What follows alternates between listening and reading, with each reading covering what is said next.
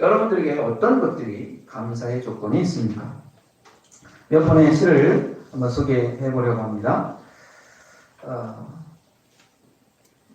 내 하루의 처음과 마지막 기도, 내 한 해의 처음과 마지막 기도, 그리고 내 한 생애의 처음과 마지막 기도는 감사합니다라는 말이 되도록 감사의 하나의 숨결 같은 노래로 부르고 싶다.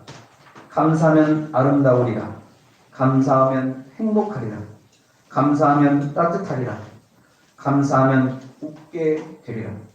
감사가 힘들 적에도 주문을 외우듯이 시를 읊듯이 항상 이렇게 노래해 봅니다. 오늘 하루도 이렇게 살아서 바다와 하늘과 산을 바라볼 수 있음을 감사합니다. 하늘의 높임과 바다의 넓음과 산의 깊음을 통해 오래오래 사랑하는 마음을 배울 수 있어 행복합니다. 아주 귀중한 시입니다. 또한 심홍섭 시인의 시가 있습니다. 스치는 바람에도 감사, 육신의 건강에도 감사, 말씀 은혜 주신 것 감사, 때 맞춰 주시는 만나의 감사, 새벽 이슬 멈고 새벽 기도 드릴 수 있는 것에 감사, 불평, 불만, 푸념 속에서도 찬송할 수 있는 것 감사. 감사의 시입니다. 김석성 시인의 시가 있습니다. 더러운 때가 더덕더덕 붙은 발을 함부로 담고도 은연한 얼굴로 즐겁게 노래만 하며 흘러가는 깊은 골 바위 사이 시냇물이여, 침을 뱉고 돌멩이를 던져도 한결같이 생글거리는 시냇물이여, 매달려도 괴롭다 아니하는 가냘픈 나무가지여, 흘겨보아도 피할 줄 모르는 숲 사이의 흰 구름이여, 나는 그대들에게 감사드린다. 많은 감사의 시들이 있습니다. 이 감사의 시들을 보면 어떤 조건이 있어서 감사하는 것이 아니라 자연 속에서 감사하고 일어나는 현상 속에서 감사하는 감사의 노래가 있는 것을 보게 됩니다. 여러분들은 어떻습니까? 감사의 노래를 부르고 있습니까? 아니면 슬픔의 노래를 부르고 있습니까? 아니면 원망의 노래를 부르고 있습니까?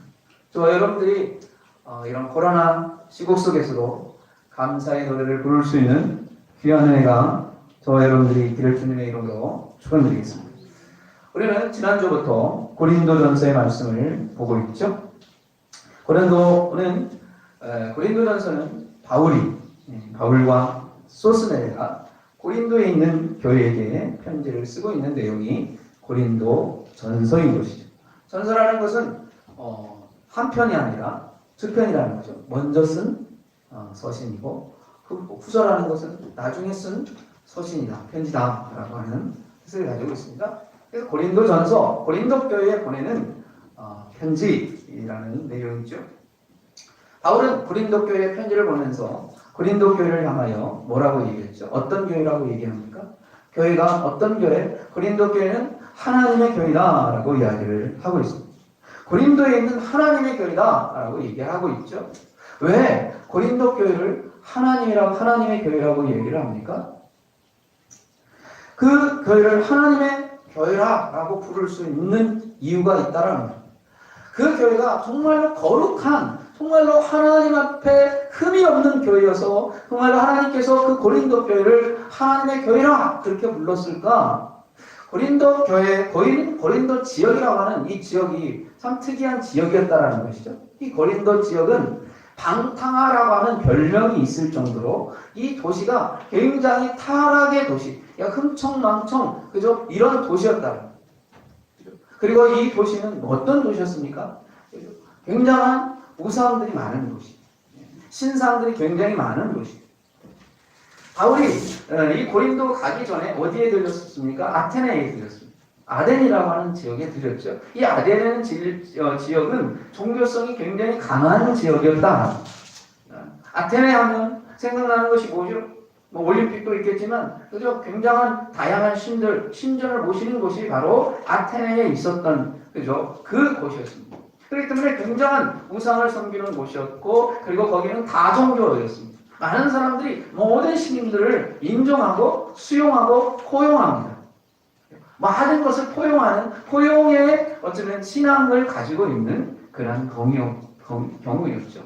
우리나라도 모든 종교를 다 인정해요. 종교의 자유. 우리나라의 종교의 자유를 다 인정합니다. 어떤 종교를 가져도 다 괜찮습니다. 자기에 맞는 종교를 다 가지라고 권유합니다. 어떤 종교든지 다 가지 말고 그 대신 배태하거나 어떤 그 다른 종교들을 무시하거나 이렇게 하지 말라. 어쩌면 굉장한 좋은 의도의 그런 삶이죠. 어쩌면 모든 사람들이 어울려져서 같이 생활하라고 하는 그런 귀한 어떤 의미인지도 모릅니다. 어떻게 보면 우리 인간적으로 보면 그래도 괜찮은 그런 곳이다라고 말할 수 있는 것이죠. 고린도 교회는 그래도 많은 사람들이 그죠? 많은 부와 또 풍요와 여유와 이런 것들이 있던 그런 자리고 그런 곳이고 또 모든 종교를 다 인정해주는 그런 도시였기 때문에 사람들이 살기에는 굉장히 어쩌면 좋은 그런 도시였다. 사람들이 살기 좋다라고 하는 것은 어쩌면 긍정적인 그런 차원에서 보면 굉장히 사람이 살만하구나라고 하는 긍정적인 요소도 있지만 또 한 가지는 부정적인 요소가 굉장히 강합니다. 왜냐하면 유흥업소들이 상당히 많다는 거죠. 우리나라도 보면 잘 사는 사람들이 정말로 살기 좋다라고 하는 곳에 보면 굉장한 유흥업소들이 즐비해 있는 것을 보게 됩니다. 사람들은 즐기기를 좋아하는 것이죠. 그래서 이 고린도 교회도 이런 즐기는 그런 곳이었습니다. 바울은 이 고린도에 들어가면서 무슨 생각을 했습니까? 굉장히 두렵고 떨렸다. 왜? 여기는 당시에 많은 풍요를 가지고 있었을 뿐만 아니라 여기는 헬라 문화의 중심지였습니다. 헬라 문화, 이 헬라라고 하는 것은 굉장히 철학이 발달된 곳이었습니다. 지식의 수준이 높은 도시가 이 헬라 지역이었죠. 헬라 그러면 철학하면 가장 먼저 떠오르는 사람이 소크라테스, 플라톤, 아리스토텔레스 이런 사람, 쟁쟁한 사람들이 있었던 그 후손들이 사는 그런 지역입니다. 굉장한 지식과 굉장한 언변과 굉장한 그런 사고력을 가지고 있었던 그런 도시였기 때문에 바울은 이곳에 들어간다는 것이 굉장히 두려웠다라는 것이죠. 이 고린도 저기 가기 전에 이 아덴이라고 하는 그곳에서 이 바울이 복음을 전했습니다. 그런데 그 복음이 전혀 먹혀들지 않았고 거기서 한 사람도 구원 얻는 자가 없었다라고 얘기할 정도로 이 아덴은 척박한 곳이었습니다. 이것을 경험했던 이 바울이 고린도에 들어간다는 것은 굉장히 두려움이었던 것이죠. 지난주에 이야기한 것처럼 언더우드 선교사가 우리 한국에 돌아오면서 그 젊은 나이에 모든 그 젊음을 다 팽개치고 조선이라고 하는 이 땅에 들어와서 얼마나 많은 두려움을 가졌겠습니까? 많은 선교사들이 우리나라에 들어왔을 때 흥선대원군이 세국 정책을 쓰면서 많은 그런 선교사들을 죽이는 일들이 일어나게 되잖아요. 그런 어려움 속에서 선교사들이 자기의 젊음을 다 팽개치고 조선 땅에 들어간다는 것은 굉장한 그런 모험심이 아니고는 할 수 없는 그런 일들이었죠. 근데 많은 선교사들이 한국 땅에 들어와서 우리 한국 땅에 선교사들이 들어오면서 굉장히 많은 선교사들이 두려워했다라고 얘기합니다. 왜냐하면 조선의 그런 폐쇄적인 그런 문화 때문에 과연 이 조선에 예수 믿는 사람이 있을 것인가 라고 하는 그런 두려움이 굉장히 강했다라는 것이죠. 바울이 고린도에 들어가는 그 과정도 바로 그런 과정이었습니다. 이 고린도에 가서 어떤 사람이 구원을 얻을 수 있겠고 누가 예수를 믿겠느냐. 이 사람들은 헬라 문화도 많은 지식도 있고 많은 지혜도 있고 뿐만 아니라 그런 풍요를 누리고 있는 이 사람들에게 예수가 먹히겠느냐라고 하는 그런 두려움이 분명히 있었을 거라는 것이죠. 솔직히 지금도 보면 힘들고 어렵고 막 이제 고통스럽고 막 그러면 그래도 내가 교회나 가봐야 되겠다 하면서 교회 오지만 먹을만하고 그죠? 살만하고 돈도 풍요로우고 그러면 교회 올 생각 있겠습니까? 어디 놀러 가야 되죠? 교회에 따분하게 앉아있는 것이 얼마나 괴롭겠습니까? 밖에 나가서 흥청망청 아니면 여행을 떠나고 아니면 고급의 호텔로 들어가서 아주 풍요를 누리고 여유를 누리는 것이 훨씬 더 좋지 않습니까? 얼마나 여유롭겠습니까? 그런데 그런 것들을 다 제껴두고 교회에 와서 앉아 있는다라는 것은 말이라도 또 잘하면 모르는데 말도 그냥 잘 못하는 사람 앞에서 앉아 있으려면 얼마나 괴롭겠느냐. 그러니까 다 떠나가겠죠. 어쩌면 바울이 이 고린도에 왔을 때 그런 두려움이 있었다는 거예요. 이 사람들은 똑똑하고 또 풍요를 누릴 건 다 누리는 이 사람들에게 내가 무슨 말로 그들을 설득시킬 수 있느냐라고 하는 그 두려움이 바울에게는 굉장히 강했습니다. 그리고 바울이 에덴에서 한번 실패하고 나니까 주눅이 들게 되는 것이고 낙심하게 되고 뭐랄까요? 용기가 없어지잖아요. 주눅이 들잖아요. 주눅. 그리고 어떤 경험을 해서 잘 안 되는 경험을 했고 실패하는 경험을 하면 누구 앞에 당당하게 서기가 굉장히 두려운 것이죠. 또 실패하면 어떨까? 이 실패의 두려움이 굉장히 나를 강압적으로 누르는 것이 사실이지. 그러니까 굉장히 두려운 거죠. 고린도에 들어가면서 바울이 그런 두려움이 있었습니다. 그런데 하나님께서는 두려워하지 말라. 내가 너와 함께 하겠다라고 하는 그 말씀이 있었고 이 고린도에 들어갔을 때 정말로 뜻하지 않는 놀라운 일들이 일어나기 시작합니다. 그래서 그 교회가 굉장히 풍족해졌고 하나님의 말씀을 따르는 사람들이 생겨나게 되었고 바울은 그곳에 들어가서 굉장한 중요한 그런 사람들을 만나게 됩니다. 우리는 누구를 만나느냐? 이게 굉장히 중요한 것이죠. 어떤 사람을 만나느냐? 누구를 만나느냐 굉장히 중요한 거죠. 오늘 오전에 우리 중고등부와 이제 잠깐 얘기하다가 회사에 관련된 앞으로의 직장, 직업 이런 것들에 대해서 좀 이야기하다가 그런 얘기를 어떤 학생이 그러더라고요. 나는 사장이 되고 싶은데 사장이 되려면 안목이 좀 있어야 되겠다. 안목. 자기가 좀 안목이 있었으면 좋겠다라고 얘기를 하더라고요. 그래서 누구를 만나서 내가 어떤 것을 할 때 안목 있고 뭔가를 볼 수 있는 그런 안목을 가지면 굉장히 좋을 것 같아요. 그렇죠? 그래서 어떤 사람을 만나느냐, 회사도 어떤 사람을 만나느냐에 따라서 회사가 성장할 수 있고 아니면 회사가 망할 수도 있는 것이죠. 그 속에 있는 소속되어 있는 사람이 누구냐, 이 굉장히 중요한 것이죠. 근데 바울이 고린도에 갔을 때 굉장한 아주 중요한 사람을 만납니다. 그 사람이 누구냐면 브리스길라와 아굴라라고 하는 사람. 이 브리스길라와 아굴라 이 두 사람은 이 부부였어요. 이 부부가 굉장히 바울의 많은 도움을 주고 있는 것을 보게 됩니다. 그래서 교회의 성장을 가져오는 것을 보면 많은 사람이 교회를 성장시키는 것이 아니라 중요한 몇 사람이 그 일을 성장시키고 그 교회를 세워가는 것입니다. 많은 사람이 되는 것이 아니라 그 중에 몇 사람만 정말로 하나님의 열정을 가진 몇 사람만 있어도 그 교회는 분명히 하나님께서 크게 사용하신다라고 하는 사실이죠. 바울이 고린도 교회에 가서 거기 성장할 수 있었던 중요한 것 중에 하나가 뭐냐면 브리스길라와 아굴라를 만났다라고 하는 사실이죠. 또 한 사람이 있습니다. 회당장인 그리스보라고 하는 사람. 이 회당장인 그리스도가 회개하고 돌아오는 역사가 일어나게 됩니다. 회당장 그러면 그래도 꽤 권력을 가진 사람이잖아요. 지위가 있는 사람이잖아요. 뭔가 명예를 가지고 있는 사람이잖아요. 이런 사람이 교회로 들어온다는 것은 쉬운 일이 아닙니다. 그런데 이 사람이 회개하고 교회로 들어옵니다. 그러면서 교회가 성장하기 시작했다라고 하는 것입니다.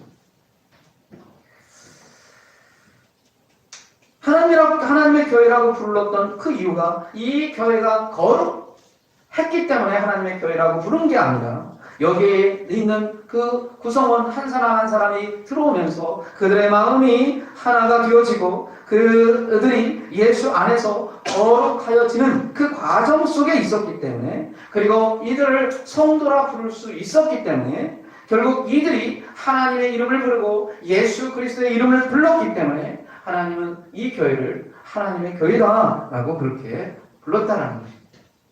우리 보중왕교회가 하나님의 교회가 될 수 있는 것은 우리의 구성원이 여기 있는 구성원이 하나님의 이름을 부르고 하나님을 찬양할 때 하나님의 교회가 되는 것이죠.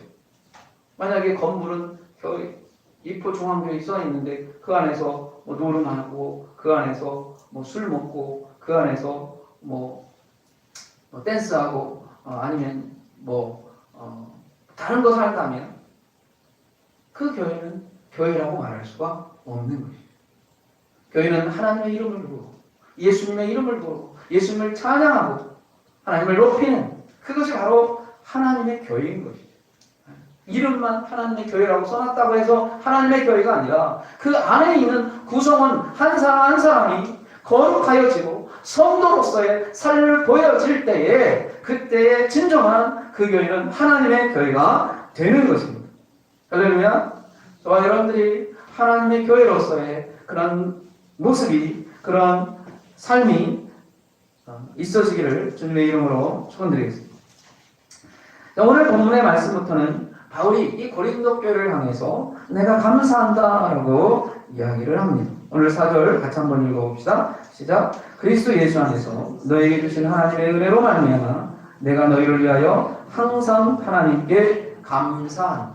바울은 이 고린도 교회를 향해서 항상 하나님께 감사한다라고 이야기합니다. 물론 바울은 이제 어떤 상황 속에서도 하나님 앞에 감사했어요. 항상 감사하라. 쉬지 말고 기도하라.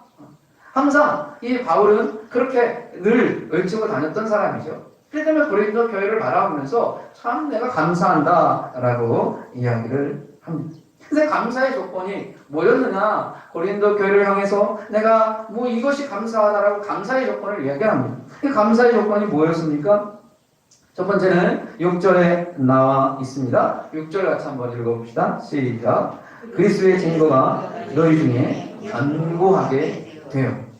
이 고린도 교회가 견고해졌다는 견고하다는 것입니다. 견고하다는 건 뭐예요? 단단히 고정되어 있다는 것. 단단히 어디에 딱 고정되어 있다는 것입니다. 고정되어 있다는 것은 어떤 세찬 비바람이 쳐도 무너집니까? 무너지지 않습니까? 무너지지 않아요.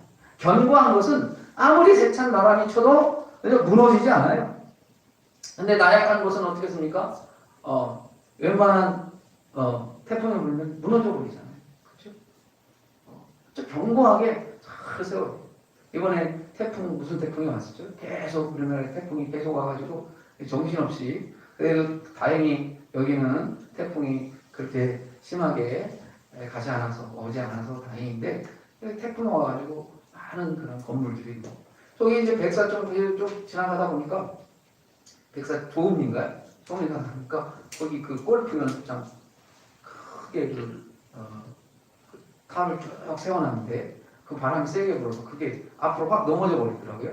그리고 거기 이제 상가를 이렇게 덮쳤더라고요. 지나가다 보니까. 여기서는 큰 바람을 내가 못 느꼈는데 지나가다 보니까 이렇게 넘어진 그런 큰 건물들이 넘어진 것들이 있고 나무가 뽑혀져 있고 그러더라고요. 얼마나 세게 불었는지. 우리나라 많은 피해를 줬던 그런 태풍이 있었는데 그래서 견고하지 않으면 태풍이 불었을 때 넘어져 버리죠. 그래서 견고해야 된다. 우리의 신앙도 견고해야 된다는 것입니다. 견고해야 된다. 그러면 왜 우리는 견고해야 할까요? 예배소서 4장 14절에 이렇게 말합니다. 이는 우리가 이제부터 어린아이가 되지 아니하며 사람의 괴술과 간사의 유혹에 빠져 모든 교훈의 풍조에 밀려 요동치 않게 하려 함이라. 우리의 신앙도 견고해야 된다는 거죠. 견고해야 어떤 바람이 세차게 불어왔을 때 넘어지지 않습니다. 견고하지 않으면 조그만 바람이 불어도 넘어져 버려요. 쓰러져 버리는 것이죠. 우리의 신앙도 마찬가지고 삶도 마찬가지입니다. 우리가 견고하게 우리의 신앙에 뿌리를 박지 않으면 그냥 무모가 왔을 때 그냥 무너지는 거죠. 신앙도 무너지고 콘나하니까 그냥 신앙 무너지는 사람은 얼마나 많습니까? 그냥 무너지는 거예요. 어떤 조그만 환경이 오고 상황이 좀 변하면 금방 신앙이 무너져버리는 사람들이 많습니다. 왜냐하면 견고하지 않기 때문에 그런 거죠. 견고해야 된다는 것입니다. 그렇다면 견고하려면 어떻게 해야 견고할 수가 있습니까? 오늘 본문은 이렇게 이야기합니다. 이 고린도 교회가 견고하게 되었다. 어떤 경고냐? 어떤 것이 견고하게 되었느냐? 6절 그리스도의 증거가 견고하게 되었다. 그리스도의 증거가 견고하다는 거예요. 이 고린도 교회는 그리스도의 증거 이것을 굳게 가지고 있어요. 이 가지고 있는 거예요. 이렇게 될 수 있었던 이유가 뭘까요? 5절에 말합니다. 같이 한번 봅니다. 시작. 이는 너희가 그 안에서 모든 일, 곧 모든 언변과 모든 지식에 풍족함. 그때는 헬라의 문화였기 때문에 어떻게 보면 굉장한 이 바울이 들어갈 때, 저 사람들 지식들 너무 굉장히 높고 지식층이 굉장히 높고 고급 지식들이 있는 거예요. 지식이 굉장히 높아요. 그리고 굉장히 풍요로워요. 근데 그 사람들을 설득시켜서 그 사람들을 신앙을 개조한다는 게 보통 일이 아니잖아요. 누군가가 신앙을 가지고 있는데 그 신앙 신앙도 그냥 개떡 같은 신앙 있잖아요. 왔다 갔다 하는 신앙이 있으면 다른 사람이 와갖고 너 종교 바꿔 그러면 그냥 바꾸지만 심지가 굳은 사람들은 아무리 얘기해도 안 듣잖아요. 자기 종교를 바꾼다는 것은 보통 일이 아닌 것이죠. 이 종교는 생명을 거는 것이잖아요. 종교 때문에 자기 목숨을 버리는 사람들이 얼마나 많습니까? 그만큼 이 종교는 굉장히 두터운 신뢰를 가지고 있는 것이죠. 근데 이미 이 고린도에는 그런 다 종교적 그런 사상이 꽉 차 있고 그런 지식들을 꽉 가지고 있기 때문에 다른 어떤 사상이 들어왔을 때 잘 흔들리지 않는 그런 그런 헬라 그런 문화권에 가지고 있는 것이기 때문에 바울이 굉장히 두려워했던 그런 요소였어요. 근데 이것을 하나님은 바꾸셨어요. 어쩌면 이게 굉장한 복음 전하는데 단점이었는데 복음이 딱 증거되니까 그것이 단점이었던 것이 뭐가 됩니까? 장점이 되어버립니다. 바울이 처음에 들어갈 때는 그것 때문에 나 못 들어가겠어. 나 너무 두려워. 거기 가기 싫어. 라고 했는데 그것에 들어가서 그들을 변화시켜 보니 그 단점 같았던 그것이 장점이 되었습니다. 그래서 어떻게 했습니까? 오늘 보니까 5절에 너희가 그 안에서 모든 일, 곧 모든 언변과 모든 지식이 풍족하였다. 그래서 그리스도의 증거가 견고하게 되었다라고 이야기를 하고 있다라는 거예요.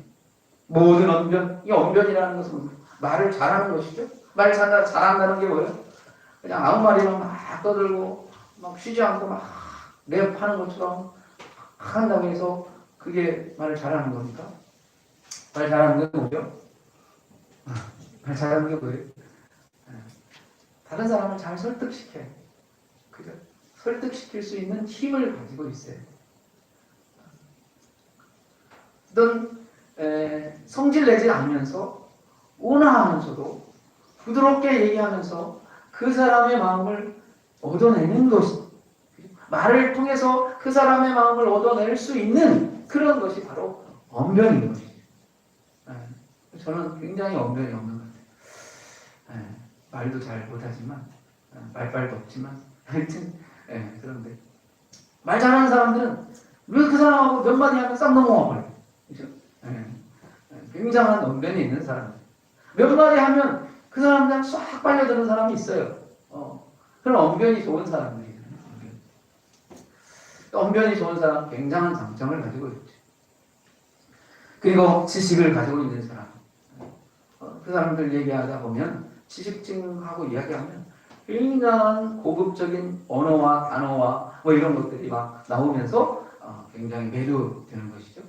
이런 지식과 그런 언변이 있었다. 고린도 교회는 이 굉장한 장점이었다.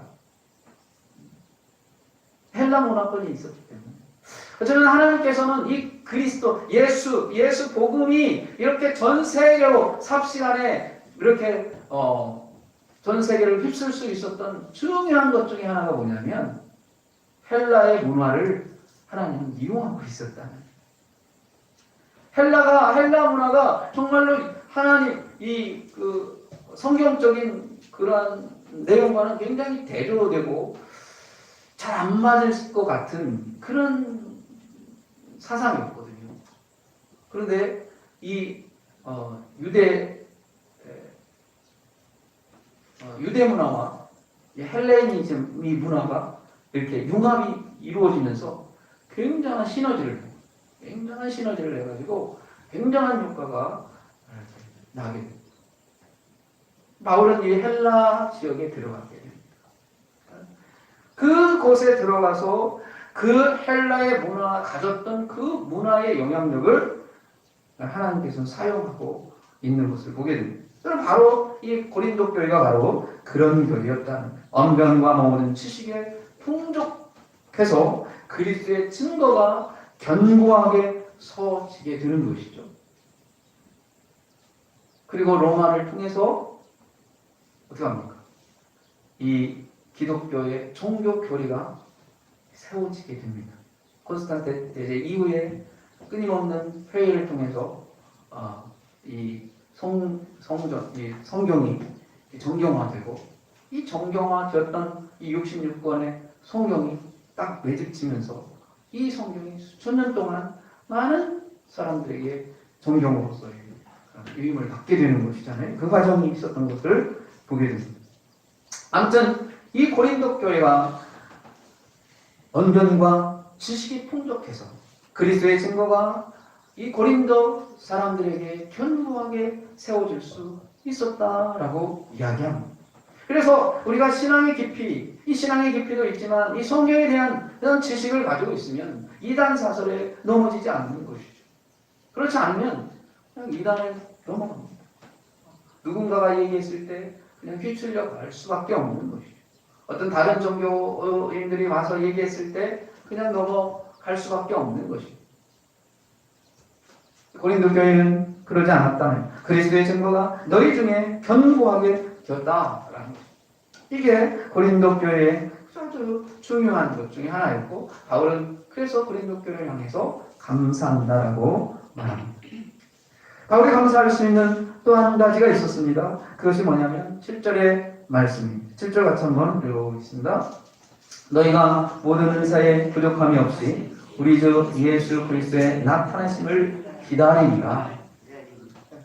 이 고린도 교회에 또 한 가지의 중요한 감사의 조건이 있었다면 그것이 뭐냐면 예수 그리스도의 나타나심을 기다렸다라는 것입니다. 이 재림 사상이죠. 예수님께서 다시 오신다라고 하는 그런 재림의 신앙이 이 고린도 교회에 있었다라는 거죠. 되게 힘들고 고통스럽고 압제하고 핍박받고 막 이랬을 때 어떻게 합니까? 이랬을 때는 좀 나 이 고통에서 좀 벗어나고 싶어. 주님 빨리 오셨으면 좋겠습니다. 이런 마음이 들잖아요. 우리나라도 일제에 계속 압제받고 고통당하고 있었을 때 많은 기독교인들이 이 재림신앙, 우리나라의 이 재림신앙 굉장히 강하게 일어났던 그런 해가 있었습니다. 종말 신앙이죠. 왜냐면 현실이 고통스러우니까 빨리 주님 오셔서 나 이 고통스러운 거 빨리 끝냈으면 좋겠습니다. 이렇게 하는 것이 바로 이제 그런 재림 신앙 사상, 이 종말론 이런 것들이 이렇게 유행을 하게 되는 거죠. 나라가 힘들고 고통스럽고 막 이러면 재림 사상이 굉장히 많은 사람들이 이것을 생각을 하게 되는 거죠. 그렇죠? 그런데 고린도 교회는 그러지 않았습니다. 뭐 잘 먹고 잘 살고 뭐 풍요롭고 부러울 게 별로 없고 그런데 무슨 재림 신앙이 필요하겠습니까? 이렇게 생각할 수 있습니다. 우리나라가 굉장히 어렵고 힘들 때는 막 재림신앙 어제나 오늘도 이러면서 우리 주님만 오시기만을 고대합니다. 막 그러면서 고대가를 엄청나게 열정적으로 교회에서 불러댔습니다. 낮이나 밤이나 눈물 머금고 오늘 주님 오시만을 기다립니다 하면서 고대가를 교회마다 막 주구장창 불렀습니다. 그런데 요즘 안 불러요. 예수님 좀 늦게 오십시오. 지금 우리가 편안하고 지금 좋습니다. 뭐 이렇게 지금 풍요하고 그렇게 가난하지도 않고. 재림신앙은 어려울 때 재림신앙이 있는 거죠. 풍요로울 때는 재림신앙이 자꾸 사라집니다. 그런데 이 고린도 교회에 재림신앙을 가지고 있었다. 예수님의 나타나심을 내가 기다린다라고 이야기를 합니다. 그러한 것이 있었다. 근데 이 재림신앙이 원래는 힘들어서 예수님 오셨으면 좋겠다. 그렇게 하는 그런 재림신앙은 뭡니까? 자기의 삶을 회피하는 것이죠. 내가 힘드니까, 내가 뭘 하기도 힘들고, 내가 뭐 귀찮고, 난 그냥 좀 편했으면 좋겠어. 예수님 빨리 와서 나를 데리고 왔으면 나가 좀 편하잖아. 네. 이런 속에서 재림 세상이 생각나는. 많은 사람들이 그 예수님의 재림을 생각하잖아요. 근데 성경에서 말하는 재림의 사상은 원래 그런 사상이 아닌 것이죠. 예수님이 오시기 때문에 그것을 기담을 통해서 지금 현재 내가 어렵고 힘들더라도 그 예수님의 오심을 기다리면서 내가 지금 인내하면서 이것을 이루어 가는 것이죠. 그래서 그 현실을 헤쳐나갈 수 있는 중요한 도구가 되는 것입니다. 우리 주님 오시기 때문에 내가 가지고 있는 이걸 가지고 정말 최선을 다해서 열심을 다해서 내가 살아갈 수 있는 것이죠. 정말 내일 종말이 온다 할지라도 나는 한 그루의 사과나무를 심겠다라고 하는 그런 마음, 그런 다짐 속에서 그죠? 살아가는 것이죠. 예수님이 언제 오실지 모르지만 나는 오늘 최선을 다해서 살아보겠나라. 내가 어렵고 힘들지만 나는 그를 위해서 살아보겠노라라고 하는 이것이 바로 재림의 신앙, 제대로 된 재림의 신앙. 편하려고 예수님 오시려고 기다리는 게 아니라 예수님 오심이 있기 때문에 그때까지 내가 어떻게 한다고요? 내가 나에게 주었던 이 가진 달란트로 그죠? 노력해서 갑절을 남겨보겠다라고 하는 그런 예수님이 달란트 비율을 통해서 5달란트, 2달란트, 1달란트를 주잖아요. 그 달란트를 통해서 어떡합니까? 많은 달란트를 남기기를 하나님 원하시는 것이죠. 때가 되면 그런 것을 원하시는 거예요. 그래서 7절에 보니까 모든 은사에 부족함이 없었다. 각자의 은사가 다 있다는 거예요. 사람들마다 다 성격도 다르고 또 품성이 다르고 또 좋아하는 것도 다르고 다 다르잖아요. 그 사람은 일괄적이지 않아요. 다 달라요. 생각도 다르고 성품도 다르고 목소리도 다 다르고 다 달라요. 똑같은 일을 하고 똑같은 목적을 가지고 이야기를 해도 생각이 다 달라요. 같지는 않아요. 다 달라요. 그리고 활동도 좋아하는 것들이 다 다릅니다. 각기 다 달라요. 그래서 하나님께서는 각자의 달란트가 있다는, 각자의 은사가 다 있다는 것이죠. 그 은사를 통해서 하나님께서는 하나님의 일을 이루어 가기를 원하시는 것이죠. 이 고린도 교회에 은사의 부족함이 없었다라는 것. 이 다양한 사람들이 이 고린도 교회에 분명히 있었다는 것. 네. 이 사람들이 지식층이다 보니 얼마나 많은 노력들을 많이 합니까? 공부도 얼마나 많이 합니까? 다양한 자기 주장도 얼마나 강합니까? 그리고 하는 일들이 굉장히 또 많습니다. 다양한 일들을 하는 거죠. 교회 모임 구성원들도 보면 직업도 다양한 거예요. 상업, 공업, 이렇게 여러 가지 사차원. 요즘 아이들 중학생들하고 얘기하다 보니까 제가 모르는 직업들이 많더라고요. 아이들은 그런 것도 다 알고 있어요. 야, 저보다 훨씬 더 똑똑하더라고요. 얘기해보니까. 다양한 그런 지식들을 가지고 있고, 다양한 문화를 가지고 있고. 구성원들이 그런 모습 속에 있었는 이 고린도 교회가 바로 다양한 은사를 가지고 있었습니다. 그래서 나중에 보면 방언의 은사, 이 예언의 은사, 신유의 은사, 봉사의 은사, 굉장히 많은 은사들이 있잖아요. 이게 은사들이 많다 보니까 또 교회에 분쟁들이 많아요. 그래서 바울파, 아볼로파, 그리스도파 이렇게 파도 굉장히 많죠. 이 고린도 교회의 특징이잖아요. 나중에 이제 그런 특징들이 나오는데 다양한 은사를 가지고 있었다. 많은 은사 중에 가장 큰 은사는 어떤 은사입니까? 성경에서는 어떤 은사를 가장 크게 말씀하고 있습니까? 가장 큰 은사는 사랑의 은사라는 거예요. 고린도전서의 13장에 말하죠. 내가 사람의 방언과 천사의 말을 할지라도 사랑이 없으면 소리나는 소리와 울리는 꽹과리가 되고 내가 예언하는 능이 있어 모든 비밀과 모든 지식을 알고 또 산을 옮길 만한 모든 믿음이 있을지라도 사랑이 없으면 내가 아무것도 아니요 내가 내게 있는 모든 것으로 구지하고 내 몸을 불사르게 내어 줄지라도 사랑이 없으면 내게 아무 유익이 없느니라.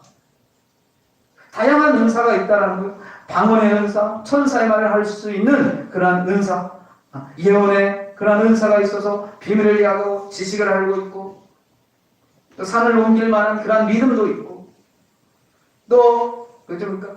내 몸을 불사르게 내어줄 수 있는 그런 구제도 있고 다양한 그런 은사들이 다 있었다. 근데 그 은사가 있다 할지라도 뭐가 빠지면 사랑이 빠집니다.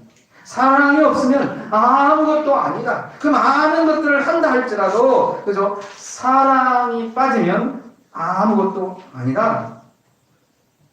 그래서 고린도전서 14장 1절에 사랑을 따라 신령한 것을 사모하되 특별히 예언하려고 하라. 라고 여기서 예언은 미래를 얘기하는 것이 아니라 하나님의 말씀을 생각하라는 것입니다. 우리가 자칫 잘못하면 예언을 하면 미래를 점치는 것이라고 생각할 때가 많이 있습니다. 이만큼 사랑의 은사가 굉장히 중요하다는 것입니다. 이 사랑의 은사를 가져야 됩니다. 이 다양한 은사를 가지고 있고 이 부족함이 없었다. 그리고 희달음을 가지고 있었다라고 바울은 그렇게 얘기해요. 그래서 이 고린도 교회를 만나서 야, 참 감사하다. 뭐 이런 것들을 다 가지고 있으니 얼마나 감사한 일이나 하면서 감사할 것을 그렇게 감사를 하고 있습니다. 그러면서 바울은 8절에서 이렇게 말하죠. 주께서 너희를 우리 주 예수 그리스도의 날에 책망할 것이 없는 자로 끝까지 견고하게 하시리. 이것은 바울의 바람입니다. 바람. 우리의 바람이 있잖아요. 뭘 했습니까? 바울이 고린도 교회도 끝까지 이런 것이 견고해졌으면 좋겠고 견고히 갔으면 좋겠고 책망할 것이 없는 그런 자로 섰으면 좋겠다라는 것이 바울이 고린도 교회에게 바라는 것이죠. 어쩌면 이것은 우리들에게도 같이 바라는 것인 줄 믿습니다. 우리는 견고하게 그리스도의 이름으로 견고하게 서 가야 되는 것이고 그죠? 이 많은 어려움이 있다 할지라도 이 어려움 속에서 견고해져 가야 되는 것이 우리의 사명인 것입니다. 그러면서 9절에 너희를 불러 그의 아들 예수 그리스도 우리 주와 더불어 교제하게 하시는 하나님은 미쁘시다. 하나님은 참 대단하신 분입니다. 이렇게 여러 사람들이 함께 모여 있는 이곳에 하나님 함께 주와 더불어 교제할 수 있는, 같이 나누고 같이 교제할 수 있는 것에 대해서 참 감사합니다라고 이야기합니다. 교회의 큰 특징 중에 하나가 뭐라고 있습니까? 교제입니다. 요즘 코로나 때문에 교제를 잘 못하잖아요. 그냥 모여서 앉아있다가 그냥 1시간 있다가 예배 드렸으니까 가자. 네. 그래서 예배는 잘 드린 것 같지만 뭔가 빠진 것이 있죠. 교제를 못하기 때문에 그렇습니다. 네. 기독교는 교제 굉장히 중요시합니다. 교제도 그냥 세상에 돈 자랑하고 명예 자랑하고 이런 자랑의 교제가 아니라 그리스도 안에서 서로 하나님의 말씀을 나누는 그런 나눔의 교제가 굉장히 필요하다는 거죠. 그래서 그리스도의 교제가 굉장히 중요하다. 하나님과 함께하는 그 교제, 더불어 교제하는 서로 이야기하면서 어떤 이야기를 나눕니까? 성경 속에서 주어지는 그 말씀을 함께 나누는 그런 나눔이 굉장히 중요한 것이죠. 그래서 바울은 그렇게 되기를 희망합니다. 우리 주와 더불어 교제하게 하시는 하나님은 미쁘시고 이렇게 고린도 교회에 와서 바울이 처음에는 두렵고 떨리고 이 사람들을 어떻게 이 사람들에게 복음을 전할까 염려도 많았지만 하나님께서는 고린도에 있는 그런 많은 바울이 염려했던 그 염려를 뒤집어 버려서 그것을 바꾸어서 복음에 굉장한 힘을 갖게 하는 그런 교회로 하나님은 바꾸어 놓으셨습니다. 어쩌면 우리들에게 어렵고 힘들고 잘 되지 않는 분들이 이 말씀을 기억하면서 하나님의 말씀이 우리에게 위로가 되고 힘이 되어지기를 주님의 이름으로 축원드리겠습니다. 기도합니다.